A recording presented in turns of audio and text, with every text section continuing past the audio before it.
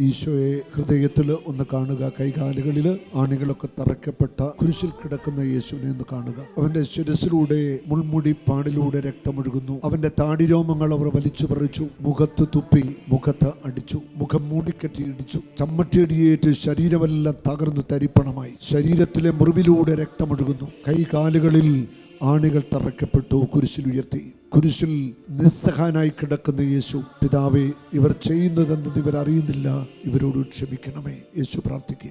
നമ്മുടെ മനസ്സിൽ നമ്മൾ വെറുക്കുന്ന വ്യക്തികളുണ്ടാവാം. നമ്മളെ വേദനിപ്പിച്ചവര്, പീഡിപ്പിച്ചവരൊക്കെ ഉണ്ട്. Please close your eyes. ഹൃദയത്തിലൊന്ന് പ്രാർത്ഥിച്ച് ഒന്ന് പറഞ്ഞ്, യേശുവേ, എന്നെ വേദനിപ്പിച്ച എല്ലാവർക്കും ഞാൻ മാപ്പ് കൊടുക്കുന്നു. മാനസികമായിട്ട് എന്നെ തകർത്തവർക്ക് ഞാൻ മാപ്പ് കൊടുക്കുന്നു. അനുതാപത്തിന്റെ ഒരു അനുഭവം ഉണ്ടാവട്ടെ ഹൃദയത്തിൽ. നീ ക്ഷമിക്കാതെ നിന്റെ പാപങ്ങൾ ക്ഷമിക്കപ്പെടത്തില്ല.